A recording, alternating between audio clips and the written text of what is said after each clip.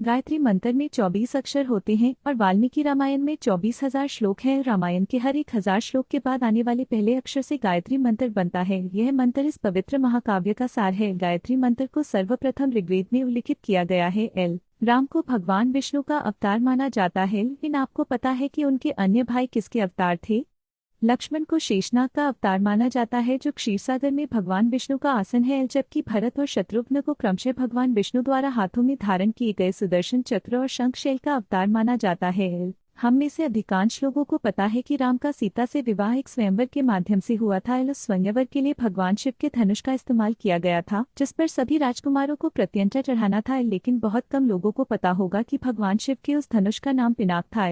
रामायण महाकाव्य की कहानी के बारे में हम सभी जानते हैं कि राम और सीता लक्ष्मण के साथ 14 वर्षों के लिए वनवास गए थे और राक्षसों के राजा रावण को हराकर वापस अपने राज्य लौटे थे। हम में से अधिकांश लोगों को पता है कि राम, लक्ष्मण और सीता ने कई साल वन में बिताए थे, लेकिन कुछ ही लोगों को उस वन के नाम की जानकारी होगी।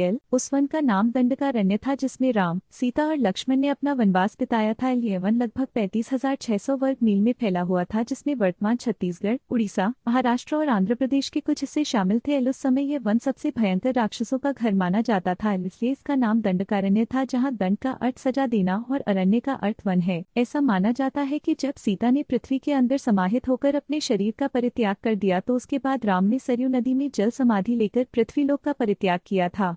रामायण की कहानी के अंतिम चरण में वर्णित है कि राम और लक्ष्मण ने वानर सेना की मदद से लंका पर विजय प्राप्त करने के लिए पुल का निर्माण किया था। ऐसा माना जाता है कि यह कहानी लगभग 17,50,000 साल पहले की है। हाल ही में नासा ने पाक जलडंबर मध्य में श्रीलंका और भारत को जोड़ने वाले एक मानव निर्मित प्राचीन पुल की खोज की है और शोधकर्ताओं और पुरातत्वविदों के अनुसार इस पुल के निर्माण की अवधि रामायण महाकाव्य में वर्णित पुल के निर्माण काल से मिलती है। नासा के उपग्रहों द्वारा खोजे गए इस पुल को आदम का पुल कहा जाता है और इसकी लंबाई लगभग 30 किलोमीटर है। गायत्री मंत्र में 24 अक्षर होते हैं और वाल्मीकि रामायण में 24,000 श्लोक हैं। रामायण के हर 1,000 श्लोक के बाद आने वाले पहले अक्षर से गायत्री मंत्र बनता है। यह मंत्र इस पवित्र महाकाव्य का सार है। गायत्री मंत्र को सर्वप्रथम ऋग्वेद में उल्लिखित किया गया है।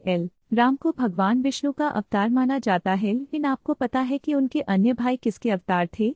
लक्ष्मण को शेषनाग का अवतार माना जाता है, जो क्षीरसागर में भगवान विष्णु का आसन है, जबकि भरत और शत्रुघ्न को क्रमशः भगवान विष्णु द्वारा हाथों में धारण किए गए सुदर्शन चक्र और शंखशैल का अवतार माना जाता है। हम में से अधिकांश लोगों को पता है कि राम का सीता से विवाह एक स्वयंवर के माध्यम से हुआ था। उस स्वयंवर के लिए भगवान शिव के धनुष का इस्तेमाल किया गया था, जिस पर सभी राजकुमारों को प्रत्यंचा चढ़ाना था, लेकिन बहुत कम लोगों को पता होगा कि भगवान शिव के उस धनुष का नाम पिनाक था।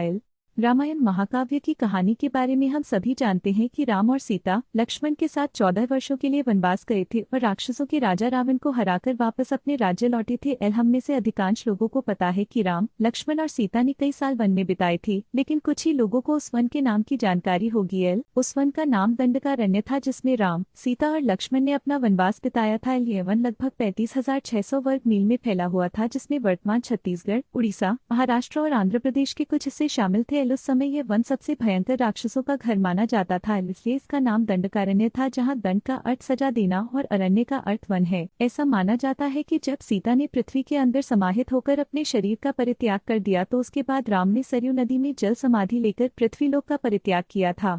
रामायण की कहानी के अंतिम चरण में वर्णित है कि राम और लक्ष्मण ने वानर सेना की मदद से लंका पर विजय प्राप्त करने के लिए पुल का निर्माण किया था। ऐसा माना जाता है कि यह कहानी लगभग 17,50,000 साल पहले की है। हाल ही में नासा ने पाक जलडंबर मध्य में श्रीलंका और भारत को जोड़ने वाले एक मानव निर्मित प्राचीन पुल की खोज की है और शोधकर्ताओं और पुरातत्वविदों के अनुसार इस पुल के निर्माण की अवधि रामायण महाकाव्य में वर्णित पुल के निर्माण काल से मिलती है। नासा के उपग्रहों द्वारा खोजे गए इस पुल को आदम का पुल कहा जाता है और इसकी लंबाई लगभग 30 किलोमीटर है।